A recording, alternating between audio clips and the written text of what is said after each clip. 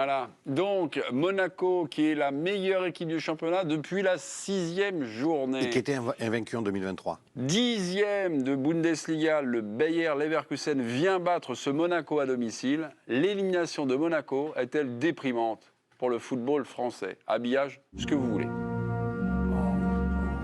Éric Blanc, oui ou non? Non. Dave Papadou? Oui. Benjamin? Oui. Bernard? Contrat. Bah, il y a un non contre 3 oui. Je pense que Raymond, vous pouvez activer la régie en regardant votre caméra. Vamos. Ah, c'est un bamo, ce Gingolo devient un bamo. Eric, vous voulez affronter qui? Apadou, Quarez ou Lyons? Vous choisissez votre adversaire, s'il vous plaît, Eric. J'ai perdu, mais Dr Love. Dr Love. S'il ne se refait pas sur ce duel, là, il peut quitter le plateau. Je suis pas là pour vous refaire, moi. J'essaie de te relancer dans l'émission. Je suis pas là pour J'ai vous dit que ça refaire, allait je suis là être pour une dire ce que excellente je pense. émission. J'ai besoin de toi. Faut que Je suis là pour dire ce que je pense. Mais c'est pas parce que Bernard. c'est pas parce que j'ai raison. Bernard, c'est stop ou encore. Hein. Là, vous avez vu le Rico, là, il vous met la tête sur le bio. Tu perds le duel, tu disparais de la télé. Laisse-le démarrer parce qu'il est chaud. Là. Ok. Et comme sur le sol. L'élimination de Monaco est-elle déprimante pour le football français? Est-ce que vous êtes prêt, Jacouille, en régie? Bernard Lyons a dit oui. Bernard est déprimé. On vous écoute. 30 secondes, mon Bernardo. Bah, c'est totalement. Je suis pas déprimé. Bernard. Je m'incline. Alors non. Mais là, Bernard. les coups de marteau, mais non, mais c'est pas des arguments qui m'a sorti. Rico la planche à remplacer. C'est des coups de marteau. Pas chez toi. Bernard, donc déjà, vous jouez votre carrière dans cette émission, et 2, là, il va falloir chialer. Oui, Il va falloir Mais pleurer en demain, direct. il est en vacances, il est avec maman, oui, tranquille. La déprime, c'est on ne te voit plus pendant 3-4 jours. L'élimination de Monaco est-elle déprimante pour le football français? Bernard a dit oui. Eric a dit bah non, ça va pas changer. Mon Codevi, le président est demandé. Raymond Domenech. Moi, j'étais Oui, totalement déprimé avant l'intervention d'Éric. Et là, je suis euphorique. Il m'a redonné le moral. Donc vous dites quoi? Ah, non, si on n'est pas pour le football français, Bah si oui, on se c'est le place en football tant que français. footballeur, si on ne se place pas de ce côté-là, on peut être que déprimé. Les arguments de Bernard. Ah oui, et que Bernard 69. Oui, Bernard 69, ouais, c'est Bernard 69. Je cherchais le chiffre. Oui, c'est c'est pour ça. 60. Ils tiennent la route, on ne peut pas dire plus. Monaco, c'est la meilleure équipe du championnat actuel. Ils se font battre par le 10e du championnat. Comme ça, en ayant gagné là-bas, il n'y a pas plus de déprimant, surprenant. Je veux dire, c'est à la limite, celle de Rennes, ça peut se jouer comme ça. Il fallait gagner, mais eux, ils sont qualifiés. Ils ont la meilleure équipe. Oui, c'est un peu récurrent en plus. C'est déprimant, c'est fatigant de se dire qu'ils ne sont pas capables de tenir, de résister et de s'imposer. Donc, il reste. Bernard 42, Saint-Etienne. Non, parce qu'il m'appelle 42. Non, mais Raymond 42. Ah bah oui, non, mais là, il y a des noms de code, là. Son nom, c'est Dr Love. S'il vous plaît. Non, arrêtez, non, c'est un peu... Non. Les clubs français, donc, en tout cas cette année, il n'y aura aucun club français en 8e de finale. Oui, il n'y a rien, comme dirait l'autre. Oui, mais enfin, le PSG va gagner la Ligue des Champions. Attendez. Nice, la Ligue Conférence. Arrêtez avec vos Quoi? commentaires. Mais vous n'êtes jamais optimiste. Regardez cette infographie. Sur les 8 dernières éditions de la Ligue Europa, eh bien, des clubs français absents en 8e de finale, c'est du 50-50, mes petits. Il n'y en aura pas cette année. Il n'y en avait pas en 2020-2021. Il n'y en avait pas non plus en 2019-2020. Il n'y en avait aucun en 2015-2016. Voilà. On est sur un ratio de 50%. 50%, il y en a. 50%, il n'y en a pas. Voilà. Mais on ne peut pas être déprimé. C'est la les 4 dernières années, ça fait la 3e fois. C'est les 4 dernières années, ça fait la 3e fois. Oui, en plus, oui. C'est catastrophique parce qu'en plus, il y a... Comment dire? Il y a quelques années, il y avait un peu l'argument de... il la joue pas. Voilà. Oui, ça, je l'ai entendu. Bon, il c'était vrai. Non, mais parce qu'il y avait certaines déclarations de certains présidents ou entraîneurs, c'était la Coupe de l'UEFA ou la Ligue Europa.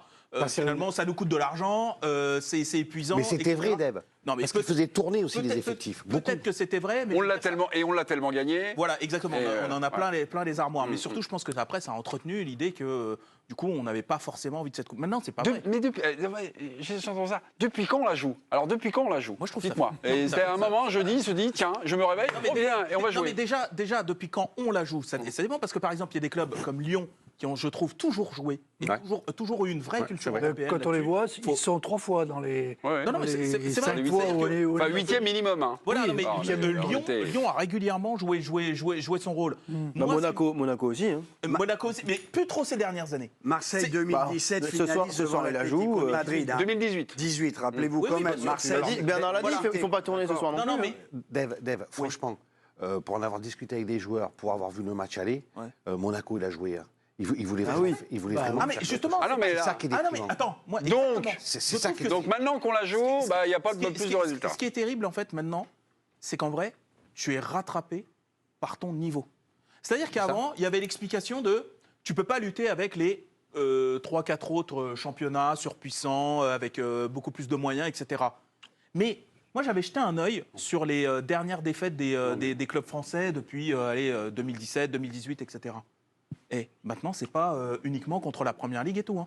Tu perds contre des clubs tchèques, tu perds contre des clubs belges, tu perds contre... Les clubs ukrainiens, Exactement. en exil, Exactement. Shakhtar Donetsk. Ça veut dire qu'en fait, maintenant, tu es à la portée de fusil d'à peu près tout le monde. Ok. Et moi, ça me déprime. Non, c'est- Parce que là, on parle pas de Nantes. Là, on parle de Monaco, qui est la meilleure équipe française du moment. C'est déprimant. Redonnez-moi la main. Vous êtes tous chroniqueurs, membres honoraires de l'équipe du soir, on se connaît depuis longtemps, on fait des émissions, donc tous les soirs sur ce plateau. Et tous les lundis, après chaque journée de championnat, j'entends et j'abonde. Et je me mets dans le premier. Qu'est-ce que c'est chouette la Ligue 1 ? On sent qu'il y a une progression, on sent qu'il y a des équipes qui montent, on sent que le jeu est plus léché, est plus entreprenant, est plus ambitieux, et on sent que ça décolle. Mais si le jeudi, ces résultats-là où nos impressions ne sont pas validées, D'où la déprime. non, mais ça veut dire que, pardon, on se berce un peu d'illusions, ou alors on est trop rapidement contenté par quelques initiatives, Ou alors, quelques on a un actions. championnat qui nous bouffe trop d'énergie. Non, arrêtez, arrêtez. On est fort. Ce qui est Non, pas faux, mais... parce que la Ligue 1, c'est un championnat, il faut beaucoup courir. Oui, d'accord, ok. Oui. Non, donc, c'est pas oui, mais non. mais les Allemands, ça, comment c'est une ils font réalité. Hein? Les Allemands, comment ils font Cours Tu vois, pas. les Leverkusen. Cours pas. Non, d'autres effets. Giovanni Castaldi. Je vous laisse un petit peu mijoter la réflexion que je vous ai faite, mais on va aller voir Giovanni Castaldi. Qu'est-ce qui se passe, Giovanni ? Il fait la hola avec les Ukrainiens. Oui, mais c'est. Non, mais c'est pour vous raconter une petite indiscrétion et quelque chose que je trouve assez insupportable, glissé par quelqu'un que vous connaissez bien, Karine Galli, qui travaillait pour W9, qui diffusait le match ce soir.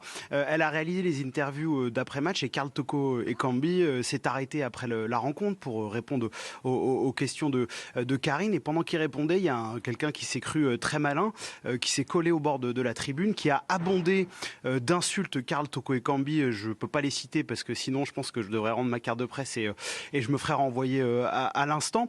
Et puis Karl Toko Ekambi a demandé à ce personnage de descendre du coup pour s'expliquer parce que les insultes étaient extrêmement véhémentes.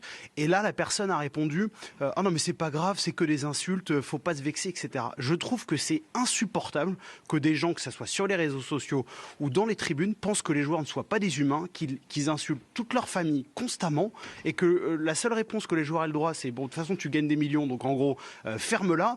Et quand les joueurs les prennent en face pour leur dire, eh ben les mecs sont lâches et se barrent. C'est insupportable et on le voit de manière trop fréquente, sans qu'on n'en parle jamais. C'est pas parce que les joueurs ont des situations financières confortables, etc., que c'est pas des êtres humains, qu'ils n'ont pas de famille, et c'est insupportable. Voilà tout ce que je voulais vous raconter, mon cher mémé. Le stade est Aux un États-Unis, il est défouloir. interdit de stade, le mec. Hein. Non, mais là, il y a les images. Tu sais avec qui il a parlé Ouais. et tu le prends, il est viré. Il est terminé pendant 2 ans, 3 ans, 4 ans. C'est un type qui a insulté, qui a tenu des propos racistes et qui s'est défoulé suite à la défaite sur le joueur. C'est Raciste, on ne inacceptable. sait pas un caractère raciste, en tout cas très Mais si, certainement. c'est une évidence. Très certainement injurieux. On va dire injurieux. Ça, on va. Non, mais Moi, j'y non. étais pas, donc. Ouais. Il a dit qu'il Raciste ou pouvait pas- injurieux il pouvait pas répéter. Giovanni, oui, Il pouvait pas répéter. Giovanni, un raciste ou injurieux ? Ou les deux, mon colonel. Non, pas raciste, extrêmement. Non, pas d'insulte raciste, extrêmement injurieux envers lui et ses proches. Je vous laisse deviner le type d'insulte, mais pas d'insulte à caractère raciste. Merci beaucoup pour cet intermède galante. Et alors, je vous ai branché là. Ouais. Tous les lundis, on est là, on a vu des beaux matchs. Oh, le match du dimanche soir, qu'est-ce qu'il était beau, c'était un très haut niveau. Alors, jeudi, on arrive, et là, jeudi, c'est la soupe à la grimace. Donc, depuis les 8 dernières années, ça arrive une fois tous les 2 ans. Parce qu'on en revient toujours à une notion de culture. Alors, je sais que c'est un gros mot, je ne vous jamais parlé de ça dans le football, mais on n'a pas la culture de l'Europe. T'as raison. Je veux dire, tu regardes à l'étranger. Moi, je suis d'accord avec ça. Tu regardes à l'étranger. Par exemple, on s'est longtemps moqué. Et c'est pour ça que moi, je suis extrêmement déprimé et déçu de cette soirée.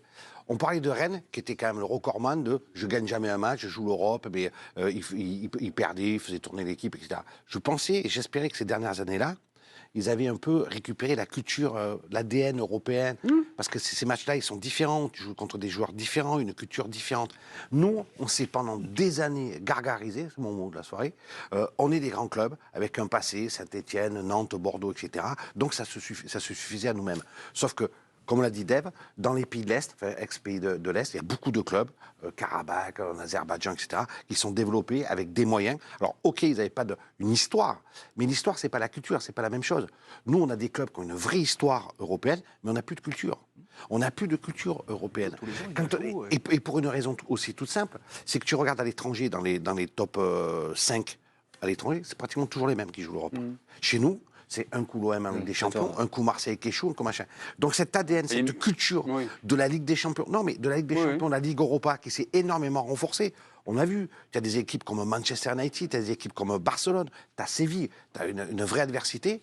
On a l'impression que nous, parce qu'on a un passé historique et que ça a bien marché, ça se suffit à nous-mêmes. Bah, un passé historique, on va aussi... On a des clubs mais on va se calmer, c'est excuse-moi. Deux Coupes d'Europe. Qu'est-ce qu'on s'est bassiné avec Nantes? Qu'est-ce qu'on nous a bassiné avec Nantes? La Juve, on a déjà joué la Juve, souvenez-vous, etc., etc. Il s'est passé quoi? Oui, ça, c'est l'histoire. Mais c'est pas la culture. Non, mais attends, on peut pas excuser et comprendre ce qui s'est passé ce soir juste en disant que c'est pas la culture. Je veux dire que Monaco, ils ont failli simplement parce qu'ils sont retombés dans leur travers de facilité. Déjà au match aller, ils ont été pris sur des profondeurs. Ils ont fait quoi dans les barrages? Rennes, tu peux pas dire qu'avec cette équipe-là, avec tous les joueurs qui leur manquent, ils aient pas joué. Les deux, ils l'ont joué. C'est un problème de niveau, d'expérience, de vécu, donc de joueurs, pas culturels. Je veux dire que quand tu prends la défense de Rennes, tu dis, oui, désolé, la moyenne d'âge, ça doit être 23, 22, 23 ans maximum. C'est parce que tu comptes le gardien de but. Ils n'ont pas cette expérience, mais ils l'ont joué. Ils sont pas et c'est leur niveau. Mais Raymond, je ne parle pas de manque de motivation. Hein. C'est pas la culture du passé qui fait que tu l'es ou tu l'es pas. Non, mais il ne faut pas confondre l'histoire et la culture. Nous, on se cache derrière l'histoire en disant on a un passé, une histoire européenne, mais aujourd'hui, on n'a plus la culture de haut niveau. On n'a plus la culture d'histoire européenne. On regardait tout à l'heure. Qui a fait des coupes d'Europe, Bordeaux, Saint-Étienne. C'est au siècle dernier. Non, mais moi, je vais même plus loin. C'est le siècle. Attendez, voilà. La culture. Non, mais on a sorti tout à l'heure, rappelez-vous, Marseille, ils ont fait finale de 2018. Europa, voilà, exactement. L'année d'avant, Monaco fait demi-finale de Ligue des Champions, etc. Puis après, la Ligue Europa, Marseille est sorti au premier tour. Je vais vous dire, à chaque fois ça, c'est pour ça que d'ailleurs on s'en souvient. C'est des épopées, c'est des trucs comme ça qui poussent un peu. La règle. Exactement. Parce qu'en fait, nous, notre norme, en fait, c'est pas d'avoir systématiquement tous les ans, d'avoir plein de clubs en quart, éventuellement en demi, et puis machin. C'est pas ça notre norme. Nous, c'est de temps en temps, on a des clubs qui vont avoir des poussées de fièvre et qui vont te faire ce qu'on appelle une épopée. Exactement. Et à un moment, il faut peut-être aussi regarder en face les choses. En fait, on est vraiment à notre place. Adrien, juste parce que cette saison est importante pour l'avenir du foot français. 2024, nouvelle mouture de la Ligue des Champions. Et les 5 pays au rang de l'indice UEFA, eh bien, le 5e, la place de la France, aura 3 places directes en Ligue des Champions, plus un petit strapontin. Pour la saison prochaine. Pour la saison prochaine. Adrien... Pour le classement français de la saison prochaine. Ouais. Adrien, ce soir, nos concurrents, c'était les Portugais, les Néerlandais. Qu'est-ce qu'ils ont fait ? Alors, en Europa League, les pays, au niveau des Pays-Bas, le PSV s'est imposé 2-0 face à Séville, mais est éliminé puisqu'ils avaient perdu 3-0 à l'aller, donc ils marquent des points, mais ils ne sont pas qualifiés, ils sont éliminés. L'Union de Berlin a battu l'Ajax 3-1, donc l'Ajax ne marque pas de points et est éliminé.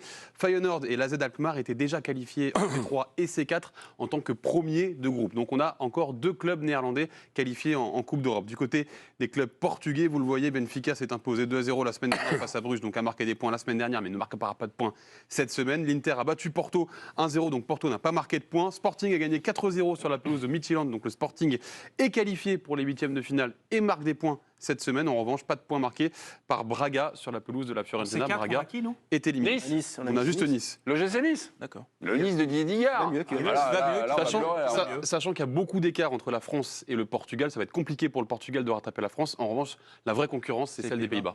Ok. Le résultat du duel entre Eric et Bernard. Bernard, de toute façon, vous restez. Hein. Il peut rester ou pas? Ah oui, Allez. on est primé.